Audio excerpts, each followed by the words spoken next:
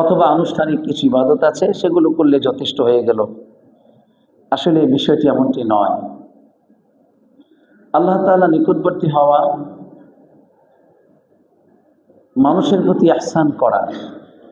আমরা যেই মানব সমাজে বসবাস করি, এই মানব সমাজের প্রতি দয়া করা, ইহসান করা আল্লাহ তাআলার অন্যতম একটি ইবাদত, যা আল্লাহর নিকটবর্তী হওয়ার এক শ্রেষ্ঠতম পথ।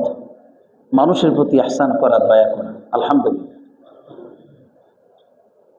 আবারও বলছি বিষয়টি, অধিকাংশ মানুষ, আমরা যারা মুসলমান, আমরা মনে করি আল্লাহ নিকটবর্তী শুধুমাত্র তাহাজ্জুদ নামাজে, 5 ওয়াক্ত সালাতে, প্রতি বছর হজ করতে গেলে, উমরায়, মসজিদ মাদ্রাসা নির্মাণ করা, এরকম কিছু কাজ, এগুলোর মধ্যেই আল্লাহ নিকটবর্তী হওয়া সীমাবদ্ধ রয়েছে। অথচ আমরা যে মানব সমাজে বসবাস করি, আমাদের পরিবার, আমাদের প্রতিবেশী, আমাদের এই সমাজ, এই রাষ্ট্র, এই মানুষগুলোর প্রতি ইহসান করা, এটা হচ্ছে আল্লাহ তাআলার নিকটবর্তী হওয়ার এক শ্রেষ্ঠতম পথ। এই বিষয়টি অধিকাংশ মুসলমান নরনারী আমরা জানি না, আমরা বুঝি না, আমরা চিন্তাও করি। এই জন্য আজকে আপনাদের জন্য এই বিষয়টি পছন্দ করেছি যে মানুষের প্রতি দয়া আল্লাহর নৈকট্যের শ্রেষ্ঠ পথ। মানুষের প্রতি দয়া, ইনশাআল্লাহ আমরা আজকের খুতবায় এই ব্যাপারে কথা বলবো। আপনারা মন দিয়ে সেটাকে শুনবার চেষ্টা করবেন এবং খুতবার শুরুতেই একটা ব্যাপারে আমাদেরকে ঐক্যবদ্ধ হতে হবে, আমাকে এবং আমাদের সবাইকে, এবং পর্দার আড়ালে যে সমস্ত মা ও বোনেরা আছেন তাদেরকে কি ঐক্যবদ্ধ, যে আমরা এই জুমার পর থেকেই যা শুনব এর উপর আমরা আমল করব ইনশাআল্লাহ। আমরা নামাজের পর থেকে আমল শুরু করে দেব। শুধু শুনলাম কিন্তু আমল করলাম না, তাহলে আজকের এই বক্তব্যের মাধ্যমে কোনো লাভ হবে না আপনার। আজকের বক্তব্যটি খুবই ভিন্ন ধরনের। আপনার জীবনটাকে সুখময় জীবনে পরিণত হতে পারে।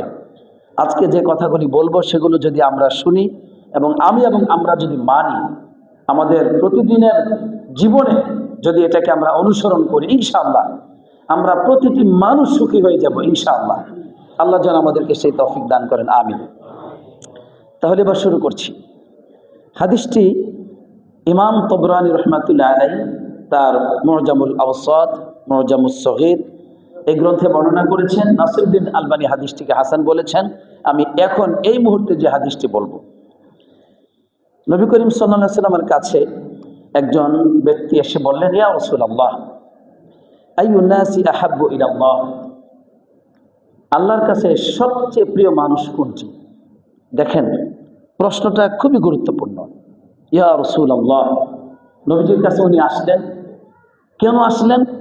ওনার মনের মধ্যে আশা যে সব তো মানুষ আল্লাহর বান্দাই, কিন্তু এই বান্দাদের মধ্যে সবচেয়ে প্রিয় মানুষ কোনটি, আমাকে ওই বিষয়টি জানতে হবে। কি কি গুণের মাধ্যমে একজন বান্দা সে আলাদাভাবে আল্লাহর কাছে প্রিয় হয়ে যায়, এই বিষয়টি আমাকে জানতে হবে। তো রাসূলুল্লাহ সাল্লাল্লাহু আলাইহি ওয়াসাল্লামের কাছে এটাই বললেন, ইয়া রাসূলুল্লাহ, আইয়ুন নাসি আহাব্বু ইলাল্লাহ, আল্লাহর কাছে সবচেয়ে প্রিয় মানুষ কোনটি? তখন নবী করিম সাল্লাল্লাহু আলাইহি ওয়াসাল্লাম বললেন, কি বলতে পারেন বলেন? সবচেয়ে প্রিয় মানুষ হচ্ছে যে বেশি বেশি সালাত আদায় করে, যার নামাজ কখনো জামাতের সহিত তরক হয় না, অথবা প্রতি বছর সে হজ পালন করতে যায়, উমরা করে, এরকম। অবশ্যই এগুলো শরীয়তের বিরাট মর্যাদাপূর্ণ ইবাদত। কিন্তু দেখেন, নবী করিম সাল্লাল্লাহু আলাইহি ওয়াসাল্লাম ওই মুহূর্তে বললেন, আহাব্বুন নাসি ইলাল্লাহি আনফাউহুম লিন্নাস, আল্লাহর কাছে সবচেয়ে প্রিয় মানুষ ওই মানুষটি যে মানুষটি সবচেয়ে বেশি মানুষের উপকার করে। সুবহানাল্লাহ। এই উপকার বিভিন্নভাবে করতে পারে, বিভিন্নভাবে, এর কোনো সীমাবদ্ধতা নেই। তাহলে এখানে কি বোঝা গেল? যে মানুষের সবচেয়ে বেশি যে উপকার করে সেই মানুষ ধনী হতে পারে, দরিদ্র মানুষ হতে পারে, সে সাদা মানুষ হতে পারে, কালো মানুষ হতে পারে, সে আলেম উলামা হতে পারে, সাধারণ মানুষ হতে পারে, সে মসজিদের ইমাম হতে পারে, খতিব হতে পারে, খাদেম হতে পারে। যে কোনো ব্যক্তি তার দ্বারা মানুষের কল্যাণ বেশি হয়, ওই মানুষটি আল্লাহর কাছে সবচেয়ে প্রিয় মানুষ। সুবহানাল্লাহ। আচ্ছা, এরপরে নবী করিম সাল্লাল্লাহু আলাইহি ওয়াসাল্লাম কিছু বিস্তারিত আমলের কথা বললেন আরো স্পষ্টভাবে, যে আমি তোমাকে যে বললাম মানুষের মধ্যে সবচেয়ে বেশি উপকার করে ওই মানুষটি বেশি প্রিয়, শোনো আমি এখন তোমাকে আরো স্পষ্ট করে বলতেছি। এখন যে কথাগুলো বলবো আপনি আসলে কল্পনাও করতে পারবেন না যে এগুলো দ্বারা আল্লাহ এত খুশি হন। এবার নবী করিম সাল্লাল্লাহু আলাইহি ওয়াসাল্লাম বলছেন যে ওয়াহাবুল আ'মালি ইলাল্লাহ, কিছু আমলের কথা বলতেছেন যে কি কি কাজ এর মাধ্যমে মানুষের উপকার করা যেতে পারে, কল্যাণ করা যেতে পারে, আল্লাহ যেগুলো পছন্দ করেন। এবার তিনি বললেন আহাব্বুল আ'মালি ইলাল্লাহি সুরুরুন তুদখিলুহু আলা মুসলিম, আল্লাহর কাছে সবচেয়ে প্রিয় আমল হচ্ছে এমন একটি আনন্দ, যে আনন্দ তুমি কোনো মুসলমান ব্যক্তির ভিতরে প্রবেশ করালে। সুবহানাল্লাহ। আপনার কোনো আচরণের মাধ্যমে, কোনো কথার মাধ্যমে, তাকে কোনো সহযোগিতার মাধ্যমে তার মনের দুঃখ দূর হয়ে গেল, সে হেসে উঠল, সে আনন্দিত হলো, তার মনটি প্রশান্তিতে ভরে গেল, এই কাজটি আল্লাহর কাছে একটি অন্যতম বা শ্রেষ্ঠতম একটি আমল, শ্রেষ্ঠতম একটি ইবাদত। আলহামদুলিল্লাহ। আমরা কি কখনো চিন্তা করি এগুলো? না, আমরা মনে করি যে যত বেশি মানুষকে কষ্ট দিতে পারে ওই মানুষটি বেশি পাওয়ারফুল, তাকে বেশি ক্ষমতাশীল দেখা যায়। আমরা ঘরে গিয়ে এমন একদম সিংহের মতো গর্জন দিব যে আমি আসছি ঘরে, বাচ্চারা যেন লড়াচড়া করতে না পারে, স্ত্রী যেন একদম সোজা হয়ে দাঁড়িয়ে থাকে, ঘরের ভিতরে যেন একটা আতঙ্ক সৃষ্টি হয়ে যায়, আমি আসছি।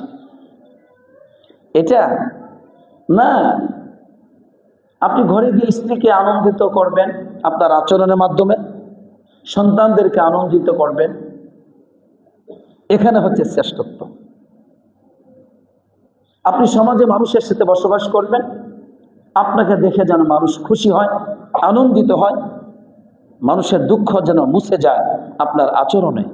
এটাই বলা হচ্ছে এখানে, যে আল্লাহর কাছে প্রিয় আমল হচ্ছে তুমি মানুষকে আনন্দিত করবে, মুসলমানদেরকে তুমি আনন্দিত করবে।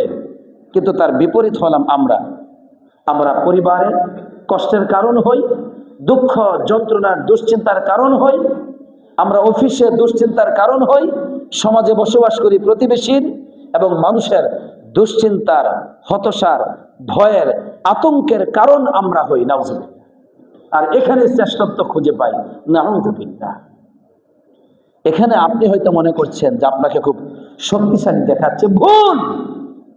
আপনি দুর্বল, আপনি অক্ষম, আপনি খারাপ মানুষ, আপনি আতঙ্কিত সৃষ্টিকারী সমাজের জন্য, পরিবারের জন্য, প্রতিবেশীর জন্য। নাউজুবিল্লাহ। এটা শ্রেষ্ঠত্ব নয়। শ্রেষ্ঠত্ব হচ্ছে আনন্দিত করা।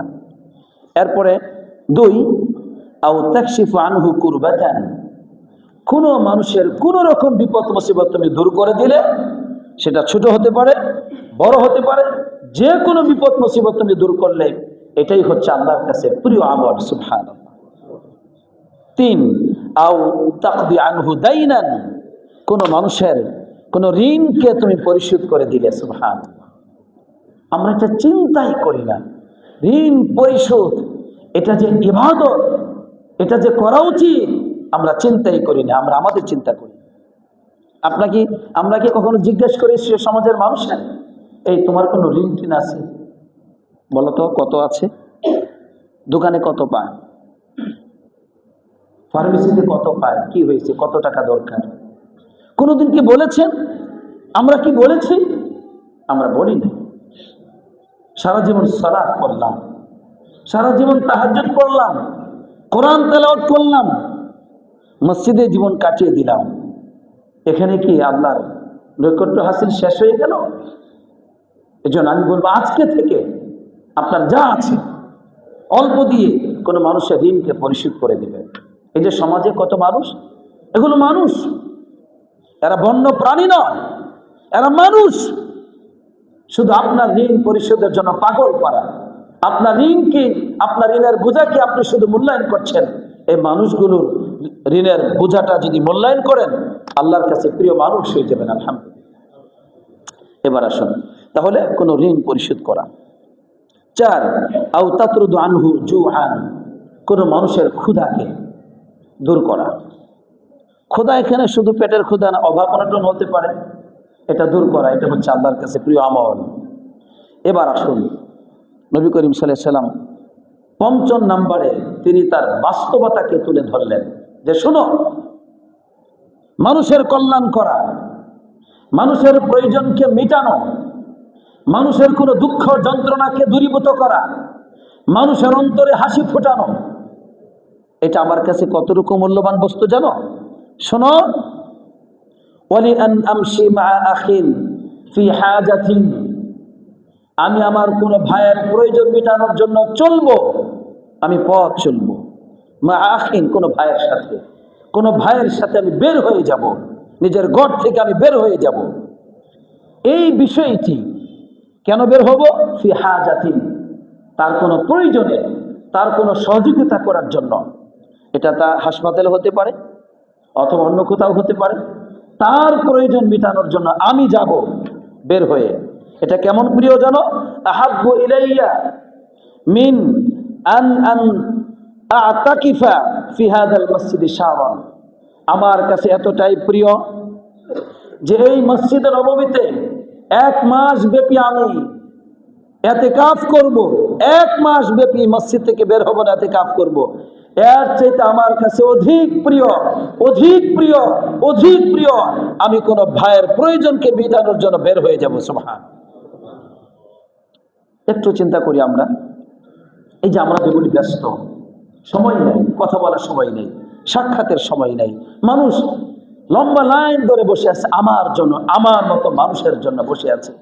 আমরা কি কখনো চিন্তা করি এই মানুষটির কি সমস্যা বোঝা উচিত?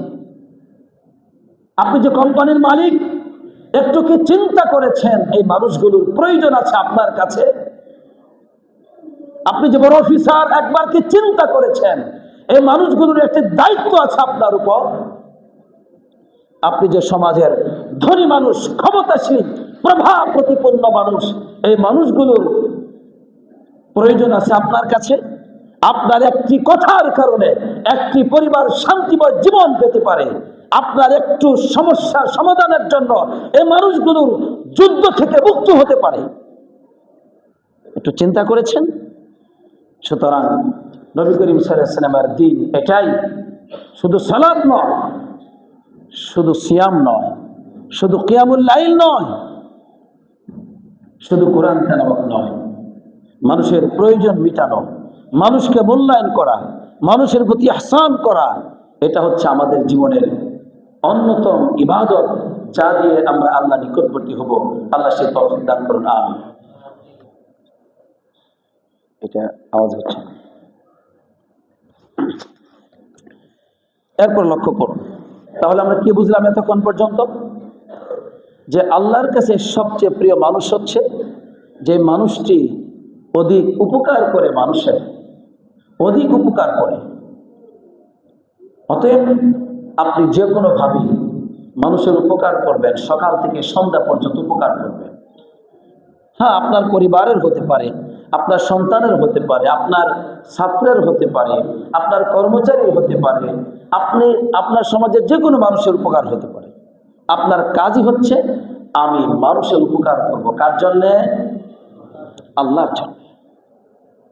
আমি মানুষকে আনন্দিত করব, আমি মানুষের মুখে হাসি ফোটাবো, আমি দুঃখী মানুষের পার্শ্বে দাঁড়াবো। এই সুচিন্তা থাকবে প্রতিদিন। সকালবেলা ঘুম থেকে উঠেই এই চিন্তা করবে, যা আছে সারাটা দিন সন্ধ্যা পর্যন্ত ইনশাআল্লাহ আমি যখন যেখানে থাকি মানুষের উপকার করব। বাস, রাজি আছি তো আমরা ইনশাআল্লাহ? জুমার পরে শুরু করবো ইনশাআল্লাহ, একদম রাত পর্যন্ত। এরপরে রাতের বেলা একটু হিসাব করব, কি কি করলাম, একটু হিসাব করা। এতে আপনার অভ্যাস হয়ে যাবে। এটা অভ্যাসে পরিণত করতে হবে। আপনি রাস্তা দিয়ে যাচ্ছেন, একটা গাড়ি স্টার্ট নিচ্ছে না, সমস্যাটা একটু ধাক্কা দেন। একটা রিক্সা ওই পুলের উপরে ওঠে না, নিচে নেমে যাচ্ছে, আপনি একটু ধাক্কা দেন, অসুবিধা নেই। অর্থাৎ উপকার, মানুষের উপকার, মানুষের উপকার। আপনি দোকানে গেছেন, কেউ একটা জিনিস কিনতেছে, বাস পকেটে 200 টাকা আছে, আচ্ছা আরে যাও কিনে দেন। সে হেসে দিবে, সে হেসে দিবে আপনার হাদিয়া পেয়ে। এটাই দরকার আপনার, আপনার এটাই দরকার। আমি প্রত্যেককে বলবো, যারা দুঃখ যন্ত্রণায় আছেন, মনোকষ্ট, মানসিক কষ্টে আছেন, অন্তর জ্বালায় আছেন, আজকে থেকে প্র্যাকটিস করুন। আপনি মানুষের মুখে হাসি ফোটানোর চেষ্টা করুন বিভিন্নভাবে। দেখেন আপনার সব যন্ত্রণাগুলোকে আল্লাহ তাআলা শান্তিতে, প্রশান্তিতে পরিণত করে দিবেন ইনশাআল্লাহ। পরীক্ষা করে দেবেন। সেটা আপনার কাজের মহিলা হতে পারে, আপনার কাজের লোক হতে পারে, যেই হোক না কেন, আপনি ভিন্নভাবে তাকে সহযোগিতা করবার চেষ্টা করুন, যেটা সে কল্পনাও করতে পারে না। করুন, আলহামদুলিল্লাহ। নবী করিম সাল্লাল্লাহু আলাইহি ওয়াসাল্লাম করেছেন এগুলো, তার জীবনে অসংখ্য অগণিত এগুলো আছে। তিনি এক সফরে আছেন, সেখানে এক সাহাবার ওই ঘোড়াটা খুব পছন্দ হয়েছে তার, বা গাদাটা খুব পছন্দ হয়েছে। বলছে এটা এত জোরে যায়, তো দাম কত? বলছে এত টাকা। বলছে এটা আমি কিনবো। বলছে মদিনায় যাওয়ার পরে আমি কিন্তু এটা দিব, এখন না, রাস্তায় দিব না, আমি মদিনায় যাওয়ার পর। ওকে, মদিনায় পৌঁছে গেছেন। বলছে দাম কত? এত টাকা। ওকে, নবী করিম সাল্লাল্লাহু আলাইহি ওয়াসাল্লাম ওই যে ঘোড়ার দাম বা গাদাটার দাম, ওইটা তো তার হাতে দিলেন, আর বললেন এই গাদা, এই টাকা সবই তোমার, যাও, আমার লাগবে না। সুবহানাল্লাহ, দেখেন, আমার লাগবে না। তো এরকম মানুষ ছিলেন তিনি, এরকম মানুষ ছিলেন। ওই যে অনেকগুলো ছাগল আছে, বেদুনরা আসছে ছাগল চাইতে, সহযোগিতা চাইতে আসছে। বলছে এই যে ছাগলের পাল, তোমার যতগুলো নিয়ে যাও। তো সব নিয়ে এলাকাতে গিয়ে বলতেছে যে এমন একজন নবী আছে যিনি লা ইয়াখাফুল ফাকর, দারিদ্রতা, অভাব অনটনকে ভয় করে না, এমন মানুষের কাছে ইসলাম গ্রহণ করা উচিত। সব নিয়ে আসছে, এলাকার মুসলমান হয়ে গেছে, আলহামদুলিল্লাহ। তো এই জন্য আমাদেরকে মানুষের খেদমত করতে হবে, মানুষকে ভালোবাসতে হবে, মানুষের প্রতি ইহসান করতে হবে, আর এখানে আমরা শান্তি খুঁজে পাবো ইনশাআল্লাহ। আল্লাহ তৌফিক দান করুক, আমিন। এবার আসুন, খুব গভীরভাবে প্রত্যেকটা হাদিস লক্ষ্য করতে হবে। দেখেন নবী করিম সাল্লাল্লাহু আলাইহি ওয়াসাল্লাম কি বলছেন, আমি প্রত্যেকটা তার হাদিস থেকে কথা বলছি।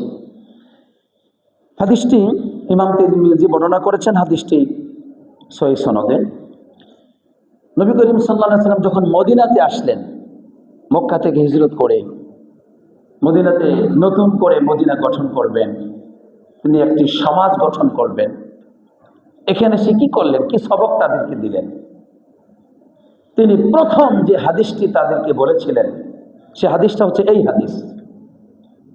বললেন, ইয়া আইয়ুহান নাস, হে মানব জাতি শোনো, আফসুস সালাম, তোমরা একে অপরকে বেশি বেশি করে সালাম দাও। ওয়া আতঈমুত তুআম, তোমরা মানুষকে বেশি বেশি করে খাদ্য খাওয়াও। ওয়াসিলুল আরহাম, আর আত্মীয়তার সম্পর্ককে তোমরা বজায় রাখো। আর শোনো, ওয়াসল্লু বিল্লাইল, রাত্রিবেলা নামাজ আদায় করো। অন্নাসু নিয়াম, মানুষ যখন ঘুমিয়ে থাকে। আরো শোনো, তাদখুলুল জান্নাতা বিসালাম, এই কাজগুলো যদি করতে পারো তাহলে জান্নাতে নিরাপত্তাপূর্ণভাবে প্রবেশ করতে পারবে। সুবহানাল্লাহ।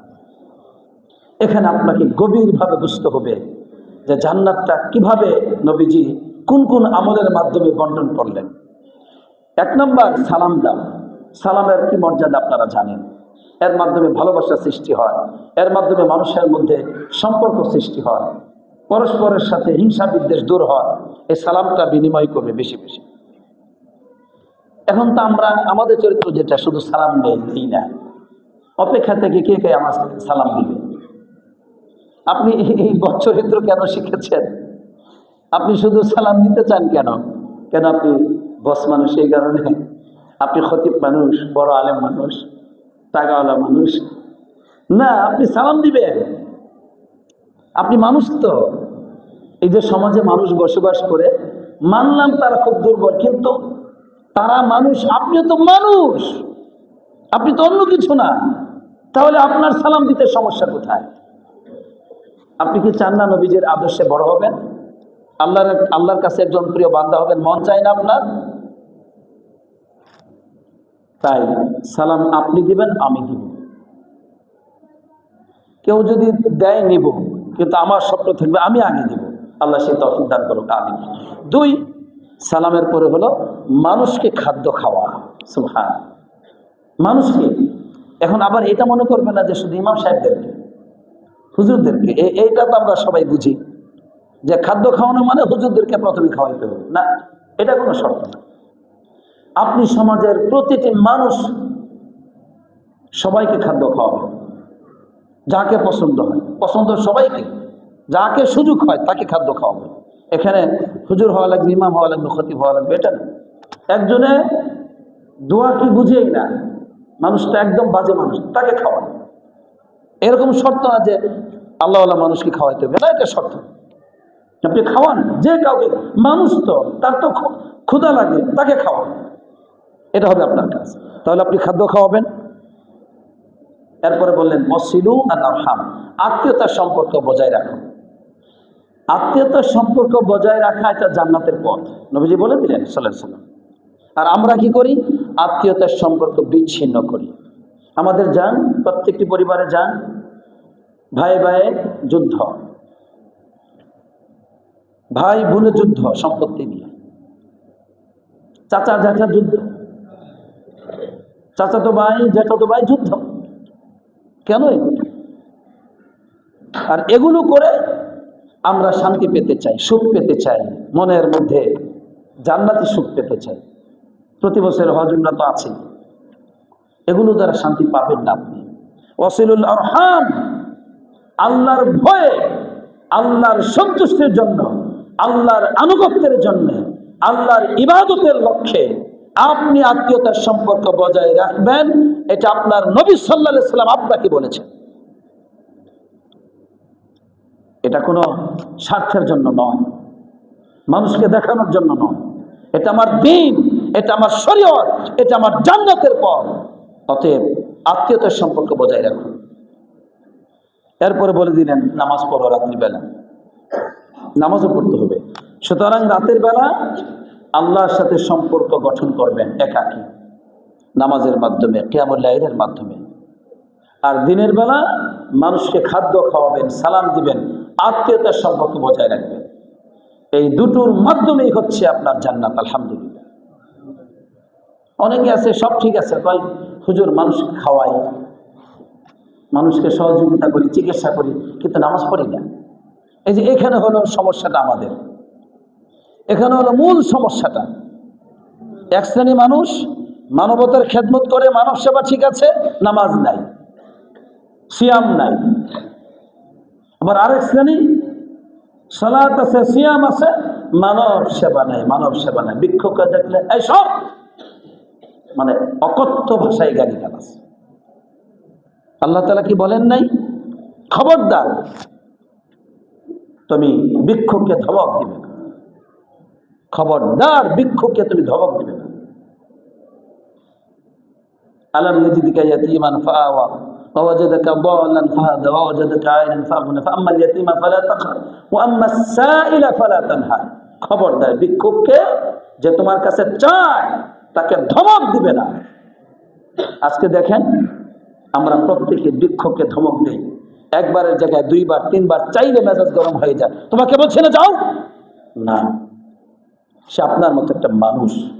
এখানেই পরীক্ষা, এখানেই পরীক্ষা। হতে পারে সে ভিক্ষুক হয়ে জান্নাতি হতে পারে, তার অবস্থা থাকবে না। এটা আপনার জন্য পরীক্ষা। আপনিও মানুষ, সেও মানুষ। সে কেন ভিক্ষুক, আপনি কেন দাতা, এর হিসাব মিলাতে হবে আপনাকে। আর যদি বুঝেন যে না একটু আফওয়ান, আমি দিতে পারলাম না, ক্ষমা করবে, আমার কাছে ভাঙতি নাই, আমি না হয় দিতাম, তোমাকে ক্ষমা করবে, ও আর বেশ কিছু করবেন, আমি এখন একটু ব্যস্ত আছি, পরে ইনশাআল্লাহ, সুন্দরভাবে কথা বলে চলে যান। একটু বিনয়ী হন, আল্লাহর ভয়ে, আল্লাহর সম্মান আছে, আল্লাহ দেখছেন, আল্লাহ শুনছেন। যিনি আপনাকে অর্থের মালিক বানিয়েছেন, যিনি আপনাকে সম্পদশালী বানিয়েছেন, যিনি আপনাকে সম্মানিত করেছেন, তার ভয়ে, তার সম্মানার্থে একটু বিনয়ী হন। এতটুকু পারবেন না? আবার সুখী মানুষ হতে চান? অতএব এই অবস্থা থেকে বের হতে হবে। এক শ্রেণীর নামাজ পড়েছি, সিয়াম ঠিক আছে, সালাত ঠিক আছে, কিন্তু ওইদিকে মানুষের প্রতি আহসান নাই। আরেক শ্রেণীর মানুষের প্রতি আহসান আছে, সালাত নাই, সিয়াম নাই, ইবাদত আছে না নাই? সুতরাং দুটোর সমন্বয় হচ্ছে ইসলাম। দুটোর সমন্বয়ে আপনি আমি জান্নাতে যেতে পারবো। আল্লাহ আমাদেরকে সেই তৌফিক দান করুন, আমিন। লা ইলাহা ইল্লাল্লাহ। তাহলে আজকের আলোচনার বিষয়টি কি ছিল? যে মানুষের প্রতি দয়া, ইহসান আল্লাহর নৈকট্যের অন্যতম শ্রেষ্ঠ পথ, আল্লাহর নিকটবর্তী হওয়ার পথ, মানুষের প্রতি দয়া, ইহসান। আমি আরেকটি স্পষ্ট হাদিস আপনাদের সামনে তুলে ধরতে চাই, যে হাদিসটির ইবারতগুলো আমি বলবো না, কারণ সময় বেশি লাগবে। হাদিসটি সহিহ মুসলিম আসছে, আমি শুধু অনুবাদ করে যাচ্ছি। নবী করিম সাল্লাল্লাহু আলাইহি ওয়াসাল্লাম বলছেন, কিয়ামতের দিন আল্লাহ তাআলা বলবেন, কি বলবেন? হে আদম সন্তান, শোনো, আমি যে অসুস্থ হয়েছিলাম, তুমি তো আমাকে সেবা করো নাই। আদম সন্তান বলবে, আপনি রব্বুল আলামিন, কিভাবে আপনার সেবা করব? আল্লাহ বলেন, ওই যে আমার অমুক বান্দা অসুস্থ হয়েছিল, তুমি তাকে সেবা করো নাই। যদি তাকে তুমি সেবা করতে, চিকিৎসা করতে, তাহলে তুমি লা ওয়াজাদতানি ইনদাহু, তার কাছেই তুমি আমাকে পেতে। সুবহানাল্লাহ। এর মানে ওই সেবার মাধ্যমেই তুমি আমার সন্তুষ্টি পেতে। এখন বাসায় স্ত্রী অসুস্থ, এই ড্রাইভার যাও চিকিৎসা করে নিয়ে আসো, ঠিক আছে, আপনি একটু সেবা করতে পারেন, অসুবিধা নেই, একটু এক গ্লাস পানি দেন, একটু সেবা করেন, টাকা পয়সা দিয়ে করবেন, ওইটা একটা চিকিৎসা, কিন্তু একটু করেন। বাচ্চা অসুস্থ আছে, একটু তার সেবা করেন, সোয়াবের আশা। মা অসুস্থ, বাবা অসুস্থ, একটু সেবা করেন আপনার যা সাধ্য আছে। প্রতিবেশী অসুস্থ, একটু দেখতে যান। বাস বলেন হাসপাতালে যাবে, আচ্ছা আমি 1000 টাকা দিলাম। 1000 টাকা, আল্লাহ আপনাকে টাকা দিয়েছেন, এটা কোনো ব্যাপার হলো? 500 টাকা দিয়ে তার পাশে দাঁড়ান, আলহামদুলিল্লাহ, আল্লাহ সন্তুষ্টি পেয়ে যাবেন, আলহামদুলিল্লাহ। এটা ইবাদত। কোথায় রোগী মানুষ আছে দেখতে যাও। আচ্ছা, এরপরে হচ্ছে যে দ্বিতীয় নম্বর, আল্লাহ তাআলা বলবেন, হে আদম সন্তান, আমি তো তৃষ্ণার্ত ছিলাম, তোমার কাছে পানি চেয়েছিলাম, তুমি দাও নাই। বান্দা বলবে, রব্বুল আলামিন, আপনি রব্বুল আলামিন, আপনাকে কিভাবে আমি পানি পান করাবো? আল্লাহ বলবেন, বান্দা, ওই যে অমুক বান্দা তোমার কাছে পানি চেয়েছিল, তুমি যদি তাকে পানি পান করাতে, তাহলে ওয়াজাদতা যালিকা ইনদি, ওই পুরস্কারটা তুমি আমার কাছে পেতে। সুবহানাল্লাহ। এর মানে তুমি আমার সন্তুষ্টি পেয়ে যেতে। অতএব মানুষকে পানি পান করালে আল্লাহ খুশি হন, আল্লাহ সন্তুষ্ট হন। এই জন্য আমি আপনাদেরকে বলবো, বাংলাদেশে বহু অঞ্চল আছে যেগুলো অঞ্চলে পানির ব্যবস্থা নেই। আলহামদুলিল্লাহ, আপনারা সেই সব অঞ্চলগুলোতে পানির ব্যবস্থা করে দিতে পারেন। যে কোনো জায়গায় একা দিতে পারেন, কয়েকজনে মিলে দিতে পারেন, এগুলোর মাধ্যমে আমরা সন্তুষ্টি পাওয়া যায়। হ্যাঁ, আমরা তাকিয়ে সৌদি আরব থেকে আসবে। এই জন্য এদেশে সৌদি আরবের মানুষের অসংখ্য, সৌদি আরব, কুয়েত, এদের অনেক কল, এই পানির কল আছে এই দেশে। কিন্তু বাংলাদেশিরা আমরা কি আমাদের দেশে দিতে পারি না? 10,000 টাকা, 15,000 টাকা লাগে একটা পানির ব্যবস্থা করে দিতে। কত ফ্যামিলি তার মাধ্যমে উপকৃত হবে, আলহামদুলিল্লাহ। তাহলে এই বিষয়গুলো আমরা কিন্তু স্মরণে রাখবো। আপনি যখন পানি কেনেন, 2-3টা বোতল কেনেন, অসুবিধা কি? যেখানে আপনি 20 টাকা দিয়ে 1 বোতল কিনবেন, আপনি বলেন 100 টাকা দিলাম, যাও আমাকে 5টা বোতল দাও তো, ওই যে আধা লিটার পানি। সমস্যা কোথায়? একটা মানুষের হাতে ধরিয়ে দেন না। রাস্তা দিয়ে যাওয়ার পথে একটা মানুষের হাতে ধরিয়ে দেন একটা বোতল, অনর্থক নয়। এর মাধ্যমে আপনি আল্লাহর সন্তুষ্টি পাবেন। কার সন্তুষ্টি পাবেন? আল্লাহ। এটা ইবাদত। 3 নম্বরে তখন ওই খাদ্যের ব্যাপারটা আসলো। আল্লাহ তাআলা বলবেন যে, আমি তো খাদ্য চেয়েছিলাম, তুমি খাদ্য দাও নাই। বান্দা বলবে, রব্বুল আলামিন, আপনি রব্বুল আলামিন, কিভাবে আপনাকে খাদ্য দিব? একই কথা, ওই যে আমার অমুক বান্দা তোমার কাছে খাদ্য চেয়েছিল, তুমি তো তাকে খাদ্য দাওনি। যদি তুমি তাকে খাদ্য দিতে, তাহলে তুমি আমাকে সেখানেই পেতে, ওই পুরস্কারটা তুমি আমার কাছে পেয়ে যেতে। তাহলে চিকিৎসা করা, মানুষকে খাদ্য দেওয়া এবং মানুষকে পানি পান করানো। এই হাদিসে চলে আসলে তিনটি বিষয়, যে কিয়ামতের মাঠে আল্লাহ তাআলা বান্দাকে প্রশ্ন করবেন এগুলো, যে পানিও দাও নাই, খাদ্যও দাওনি, আমার চিকিৎসাও করো নাই। ইনশাআল্লাহ আমরা করবো। আল্লাহ আমাদের সেই তৌফিক দান করুন।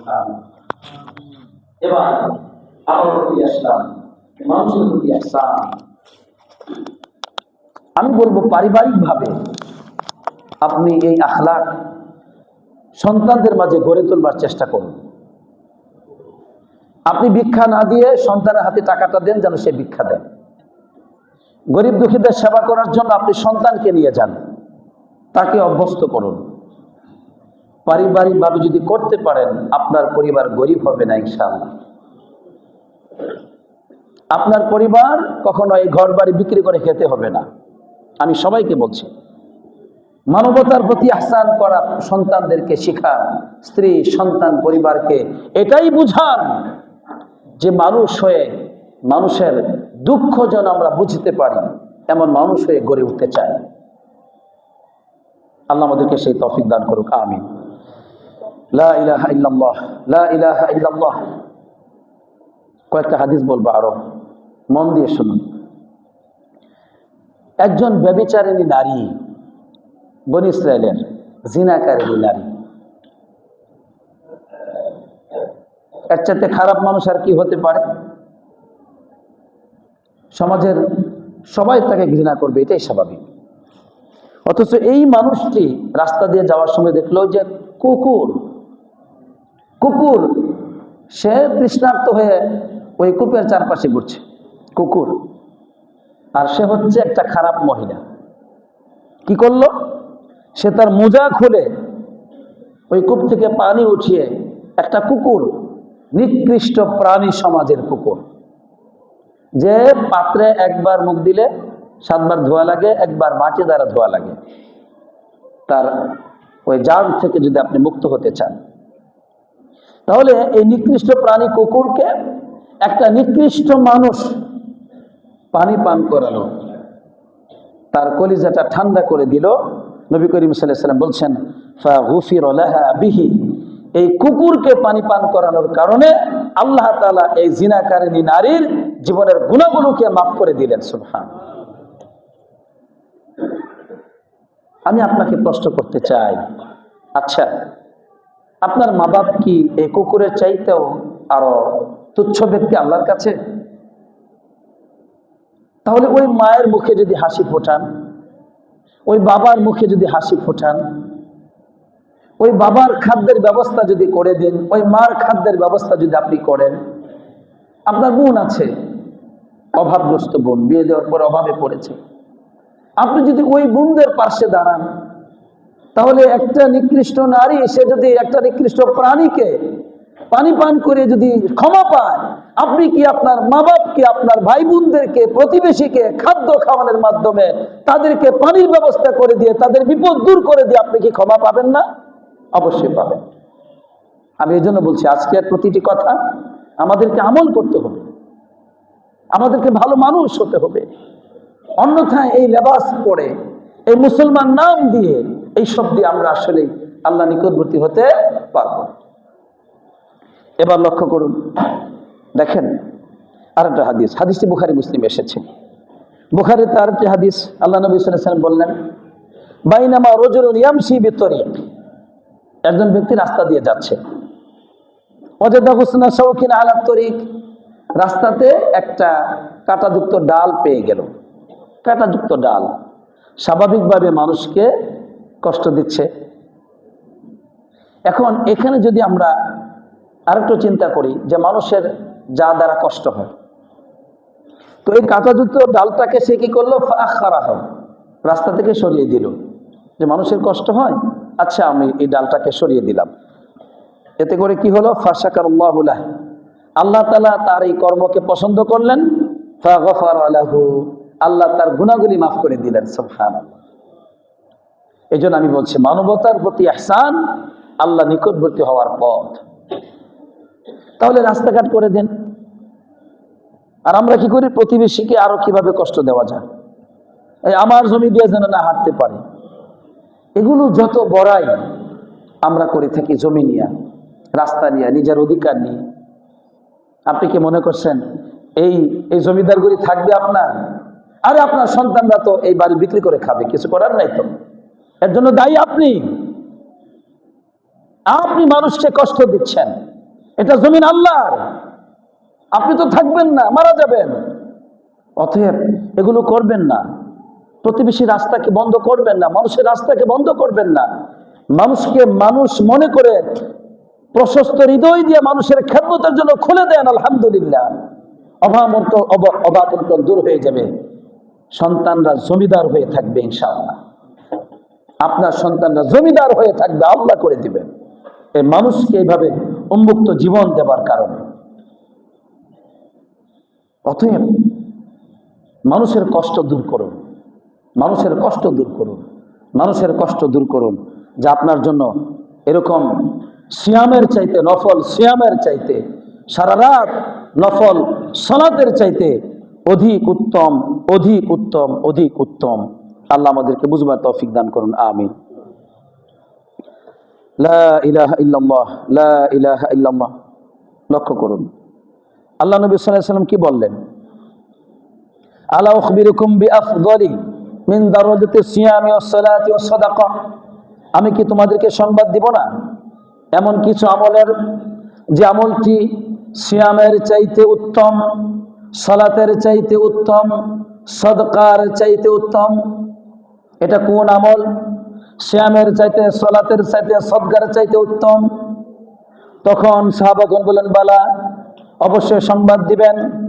তিনি বললেন, ইসলাহু যাতিল বাইন, মানুষের মাঝে মীমাংসা করে দেওয়া। সুবহানাল্লাহ। দুই ভাই ঝগড়া, শান্তি নাই, আলহামদুলিল্লাহ, আপনি যান তাদের মাঝে মীমাংসা করে দিন। সারাদিন সিয়াম পালন করলে যে সওয়াব পাবেন, সারা রাত কিয়ামুল লাইল করলে যে সওয়াব পাবেন, সারাদিন সদকা করলে যে সওয়াব পাবেন, এই সমস্ত আমলের চাইতে অধিক মর্যাদা পাবেন আল্লাহর কাছে দুই ব্যক্তির মাঝে যদি তাদের শত্রুতাকে শান্তিতে, বন্ধুত্বে পরিণত করে দেন। আলহামদুলিল্লাহ, আল্লাহ তৌফিক দান করুন, আমিন। আল্লাহ তৌফিক দান করুন। চেষ্টা করেন।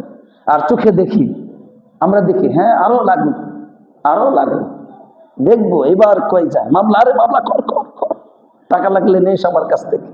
এগুলো করেন আপনি, এই জন্য তো আপনার বিপদ হয়, এত বিপদ। আপনার নিরাপত্তা নাই, শান্তি নাই, সুখ নাই, কিচ্ছু নাই, কারণ আপনি তো মানুষের শান্তি দেন না। অতএব এভাবে আমরা এই সমস্ত মানুষের সুখের জন্য, শান্তির জন্য আমরা চেষ্টা করবো। আল্লাহ সেই তৌফিক দান করুন, আমিন। এরপরে আরেকটা হাদিস শুনুন। আল্লাহ নবী সাল্লাল্লাহু আলাইহি ওয়াসাল্লাম বলছেন, হাদিসটি বুখারী মুসলিমে এসেছে, আস-সাঈ আলাল আরমালাতি ওয়াল মিসকিন কাল মুজাহিদ ফি সাবিলিল্লাহ আওয়াল কাইমিল লাইল আস-সাইমিন নাহার। সুবহানাল্লাহ। বললেন যে আস-সাঈ আলাল আরমালাতি, ওই যে সমাজের বিধবা নারীগণ আছে না, আপনার পাশে তো আছে, আপনার ভাবি তো, বড় ভাই মারা গেছে, ছোট ভাই মারা গেছে, বউ তো আছে, দূরে যাওয়া লাগে না তো, আপনার কাছেই তো আছে। আপনার বোনই তো স্বামী হারা। আস-সাঈ আলাল আরমালাতি, কোন বিধবা নারীর সহযোগিতায় নিমজ্জিত থাকা, ওয়াল মিসকিন, সমাজের কোন মিসকিনের সহযোগিতায় নিমজ্জিত থাকা, এই ব্যক্তিটি কেমন সওয়াব পাবে?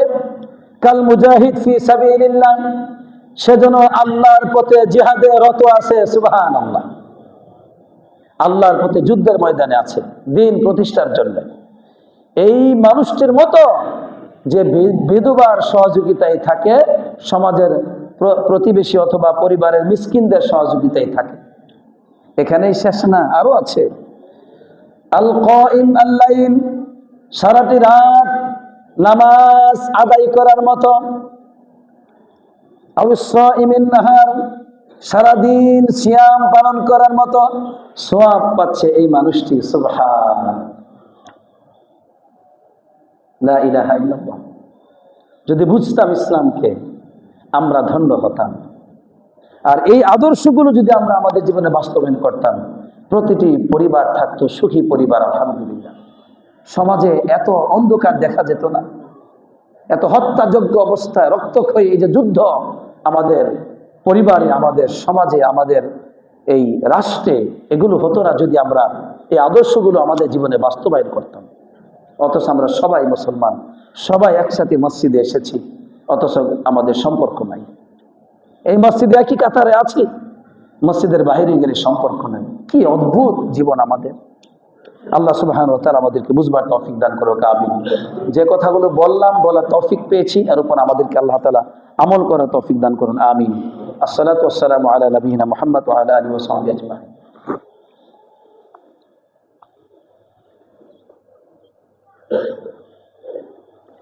আলহামদুলিল্লাহ রাব্বিল আলামিন, ওয়াসসালাতু ওয়াসসালামু আলা নবিয়িনা মুহাম্মদ ওয়া আলা আলিহি ওয়া সাহবিহি আজমাইন, আম্মা বা'দ। সম্মানিত মুসলিমিন কিরাম, আল্লাহ রাব্বুল আলামিন বললেন, জান্নাতি মানুষের গুণ হচ্ছে ওয়াল কাযিবিন আল গায়জ, যারা ক্রোধকে হজম করে। আপনার প্রচন্ড রাগ উঠেছে, আপনি হজম করবেন। আপনি এই রাগকে প্রয়োগ করবেন না কারো উপর, হজম করবেন আল্লাহর জন্য। আল্লাহ বলছেন এই চরিত্র হচ্ছে, এই গুণটি হচ্ছে জান্নাতি মানুষের গুণ। সুবহানাল্লাহ। ওয়াল আফিনা আনিন নাস, জান্নাতি মানুষের গুণ হচ্ছে যারা মানুষের অপরাধগুলোকে, ভুলগুলোকে ক্ষমা করে দেয়। আর আমরা ক্ষমা করি না, বলি তুই এই করিস নাই, আমি জানি তুই এগুলা করছিস। স্ত্রী স্বামীকে ক্ষমা করে না, বলে কোনোদিন ক্ষমা করব না। স্বামীও বলে তোরে কোনোদিন ক্ষমা করব না। আমরা একে অপরকে বলি তোকে কোনোদিন আমি ক্ষমা করব না, মরে গেলেও না। বাহ, কি সুন্দর শক্তিশালী মানুষ আপনি। না, আপনি দুর্বল, আপনি দুর্বল। যদি মনে করেন আপনি ক্ষণস্থায়ী জীবনের জন্য এসেছেন, আপনার জান্নাতে যাওয়ার দরকার আছে, তাহলে এই চরিত্র থেকে ফিরে আসুন। মানুষের অপরাধগুলোকে ক্ষমা করুন, রাগকে, ক্রোধকে হজম করুন। এখানেই হচ্ছে বীরত্ব, এখানেই শ্রেষ্ঠত্ব, এখানেই বাহাদুরি। আল্লাহ তৌফিক দান করুক, আমিন। আমরা কখনো হিংসা বিদ্বেষ করব না, এটাই মানুষের প্রতি ইহসান। একদম মানুষের জন্য আত্মাটাকে প্রশস্ত রাখবো, এই ভিতরে যেন কোনো কিছু প্রবেশ না করে। ঝগড়াঝাটি হতে পারে, জায়গায় শেষ। স্বামী স্ত্রী দ্বন্দ্ব হতে পারে, প্রতিবেশীর সাথে হতে পারে, অফিসে হতে পারে, ঘরে হতে পারে, ওই জায়গায় ওইটা শেষ। ওটাকে ধরে রাখবেন না, একদম ভিতর থেকে বের করে দিবেন। চেষ্টা করুন পবিত্র থাকতে পারবেন। আর এটাই হচ্ছে জান্নাতি মানুষের চরিত্র। আল্লাহ আমাদেরকে বুঝবার তৌফিক দান করুন, আমিন। তাই আজকে আমরা এটাই জানলাম যে আল্লাহর নিকটবর্তী হওয়ার, আল্লাহর নৈকট্য হাসিলের, আল্লাহর কাছে প্রিয় মানুষ হওয়ার একটি শ্রেষ্ঠতম পথ হচ্ছে আল ইহসানু আলান নাস, মানুষের প্রতি দয়া করা। বাস, মানুষের প্রতি দয়া করা। সে মানুষ যেই হোক না কেন, আমি মানুষের প্রতি দয়া করব। আমি মানুষ হয়ে মানুষের খাদ্যকে কেড়ে নিব না। আমি মানুষ হয়ে মানুষকে কষ্ট দিব না। আমি মানুষ হয়ে মানুষের মধ্যে আতঙ্ক সৃষ্টি করব না। আমি মানুষ, আমি হাসবো, মানুষের অন্তরে হাসি ফোটাবো। আমি মানুষ, আমি শান্তি চাই, মানুষের অন্তরে শান্তির চেষ্টা করব। আমি মানুষ, আমি খাদ্য খেতে চাই, মানুষকে খাদ্য খাওয়াবো। আমি মানুষ, আমি চিকিৎসা পেতে চাই, আমি মানুষকে চিকিৎসা দিব। আমি তৃষ্ণার্ত হলে পানি পান করি, আমি তৃষ্ণার্ত মানুষকে পানি পান করাবো। এভাবে আসুন আমরা এগিয়ে যাই, চেষ্টা করি সর্বদাই। আল্লাহ আমাদেরকে সেই তৌফিক দান করুন, আমিন। এই খুতবাটি আমি অত্যন্ত ভালোবাসা নিয়ে আপনাদের প্রতি, আপনাদের অধিক কল্যাণ কামনা করে আজকের এই খুতবাটি, এই বিষয়ে আমি কথা বলেছি। আশা হলো যে এইরকম আপনারা সহিহ আকীদার মানুষ দূর দূরান্ত থেকে আসেন এখানে আপনারা বিশুদ্ধ জ্ঞান অর্জনের জন্য। তাই আমি চাই আজকের এই খুতবাটি আপনার জীবনকে পরিবর্তন করবে। আমার আশা আপনি একটি নতুন জীবনে প্রবেশ করবেন। তাই আসুন আমরা সবাই প্রতিজ্ঞাবদ্ধ হই, হে আল্লাহ, যা শুনেছি, যা বলবার এবং শুনবার তৌফিক দিয়েছ আল্লাহ, এর উপর তুমি জীবনকে গঠন করার তৌফিক দান করো, আমিন। আসসালাতু ওয়াসসালামু আলা নবিয়িনা মুহাম্মদ ওয়া আলা আলিহি ওয়া সাহবিহি আজমাইন।